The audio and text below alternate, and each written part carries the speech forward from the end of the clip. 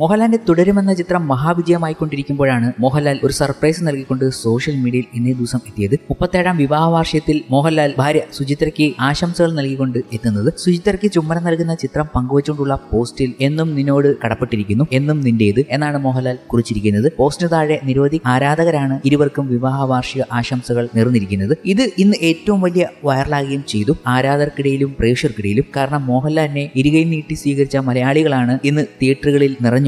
മലയാളത്തിന്റെ മോഹൻലാലിനെ അവർക്ക് തിരിച്ചു കിട്ടിയ അവസരമായിരുന്നു. അപ്പോൾ പിന്നെ പറയേണ്ട കാര്യമില്ലല്ലോ. പിന്നീട് നേരെ ബോക്സ് ഓഫീസിലേക്ക് എത്തുമ്പോൾ തുടരുമെന്ന ചിത്രം കേരള ബോക്സ് ഓഫീസിൽ റൺ ചെയ്യുന്നത് ഇതുവരെ കേരള ബോക്സ് ഓഫീസിൽ ട്രെൻഡിംഗ് ആയ പല സിനിമകളുടെയും മുകളിലൂടെയാണ് എന്ന് പറയേണ്ടതുണ്ട്. എക്സ്ട്രാ ഓർഡിനറി വീക്ക് ഡേയ്സ് ആണ് തുടരുമെന്ന ചിത്രം ഹോൾഡ് ചെയ്തിരിക്കുന്നത് എന്ന് പറയുമ്പോൾ അത് ട്രാക്കർമാർ കമ്പയർ ചെയ്യുന്നത് വളരെ വ്യത്യസ്തമായാണ്. അവർ മുൻകാല ഗംഭീര ബോക്സ് ഓഫീസ് പ്രകടനം കാണിച്ച ചിത്രങ്ങളുമായി കമ്പയർ ചെയ്യുമ്പോൾ ഏറ്റവും ബെസ്റ്റ് പെർഫോമിംഗ് ചെയ്യുന്ന കേരള ബോക്സ് ഓഫീസിലെ മൂവി ഏതെന്ന് ചോദിച്ചാൽ അത് തുടരുമാണെന്ന് അവർ പറയുകയാണ്. ഒരു 10 വർഷത്തിന്റെ കണക്ക് വെച്ചാണ് അവർ ഈ പറയുന്നത്. കാരണം 10 വർഷത്തിനിടയിൽ ഏറ്റവും ഭീകരമായ ബോക്സ് ഓഫീസ് തരംഗം സൃഷ്ടിച്ച സിനിമകൾ വന്നുപോയിരുന്നു. ഇത് ആ സിനിമകളെക്കാളും ട്രെൻഡിംഗ് ആണെന്ന് പറയുകയാണ്. ട്രെൻഡിംഗ് എന്ന് പറയുമ്പോൾ പുലിമുരുകൻ, ബാഹുബലി 2, ലൂസിഫർ, KGF 2, 2018, ആവേശം, ആടുജീവിതം കൂടാതെ എമ്പുരാൻ എന്നീ ചിത്രങ്ങളെക്കാളും ട്രെൻഡിംഗ് ആണ് വീക്ക് ഡേയ്സ് ഹോൾഡ് വെച്ച് നോക്കുമ്പോൾ തുടരുമെന്നാണ് അവർ പറയുന്നത്. കൂടാതെ അടുത്ത ദിവസം പോലും അഡ്വാൻസ് ബുക്കിങ്ങിലൂടെ 2.63 കോടി നേടിക്കഴിഞ്ഞു എന്ന കണക്കുകൾ കൂടി വരികയാണ്. ഒരു സാധാരണ ഹിറ്റായ ചിത്രങ്ങൾ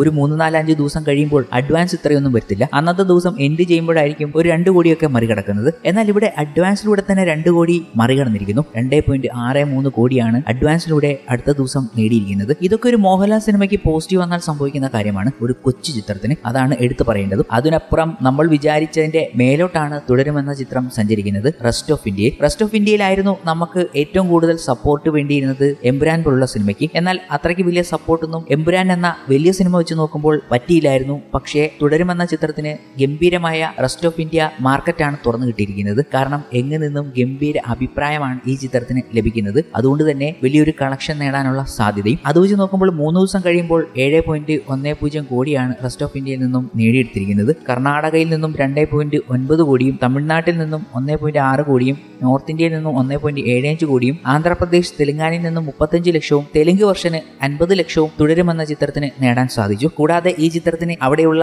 മിക്ക പ്രേക്ഷകരും ഗംഭീര റിവ്യൂ ആണ് കൊടുക്കുന്നത്. അതുകൊണ്ട് കണക്കുകൾ കൂടാനാണ് സാധ്യത. ഇതെല്ലാം സത്യം പറഞ്ഞാൽ ലാലേട്ടനെ പോലും സന്തോഷിപ്പിക്കുന്നു എന്നതാണ് മറ്റൊരു കാര്യം. ചിത്രം 50 കോടി ക്ലബും കഴിഞ്ഞ് മുന്നേറിക്കൊണ്ടിരിക്കുകയാണ് എന്ന് നമ്മൾ നേരത്തെ തന്നെ പറഞ്ഞിരുന്നു. ഉടൻ തന്നെ ചിത്രത്തിന്റെ ഒരു 100 കോടി റിപ്പോർട്ട് നമ്മുടെ മുന്നിലേക്ക് എത്തും. സിനിമയുടെ വിജയത്തിൽ മോഹൻലാൽ വളരെ സന്തോഷത്തിലാണെന്ന് പറയുകയാണ് തരുൺമൂർത്തി. ഇപ്പോൾ ഹൃദയപൂർവ്വം സിനിമയുടെ ചിത്രീകരണം പൂനെയിൽ നടന്നുകൊണ്ടിരിക്കുകയാണ്. മോഹൻലാൽ എത്തിയാൽ ഉടനെ എല്ലാവർക്കും ഒപ്പം ആഘോഷം ഉണ്ടാകുമെന്നും തരുൺമൂർത്തി പറയുന്നുണ്ട്. ലാലേട്ടൻ ഭയങ്കര സന്തോഷത്തിലാണ്. അദ്ദേഹം വിളിച്ചിരുന്നു. ഇപ്പോൾ രാഗം തിയേറ്റർ ഹൗസ്ഫുൾ ആണെന്ന് അറിഞ്ഞപ്പോൾ സന്തോഷത്തിലാണ് അദ്ദേഹം. ലാലേട്ടൻ ഉടൻ തന്നെ വരും. പൂനെയിൽ ഷൂട്ടാണ്. അത് കഴിഞ്ഞാൽ എല്ലാവർക്കും ഒപ്പം ആഘോഷമുണ്ടെന്ന് പറഞ്ഞിട്ടുണ്ട്. വളരെ സന്തോഷത്തിലാണ് അദ്ദേഹവും. തരുൺമൂർത്തിയുടെ വാക്കുകൾ ഇതായിരുന്നു. എന്തായാലും ബോക്സ് ഓഫീസിൽ തുടരുമെന്ന ചിത്രം എക്സ്ട്രാ ഓർഡിനറി ഹോൾഡ് നടത്തുമ്പോൾ അത് വലിയ വലിയ കളക്ഷനിലേക്ക് പോകാനുള്ള സാധ്യത തന്നെയാണ് മുന്നോട്ട് വയ്ക്കുന്നത്. കാരണം അഡ്വാൻസിലൂടെ കോടികളാണ് അടുത്ത ദിവസവും അടുത്ത ദിവസവും ഒക്കെ തുടരുമെന്ന ചിത്രം നേടിക്കൊണ്ടിരിക്കുന്നത്. ബുക്കിംഗ് അതുപോലെയാണ് നടക്കുന്നത്. ബുക്ക് മൈ ഷോ എടുത്ത് നോക്കിയാൽ അത് നിങ്ങൾക്ക് വ്യക്തമാകുകയും ചെയ്യും. അപ്പോഴാണ് തുടരുമെന്ന ചിത്രത്തിന്റെ ഒഫീഷ്യൽ ബോക്സ് ഓഫീസ് കളക്ഷനുകൾ പുറത്തുവിട്ടുകൊണ്ട്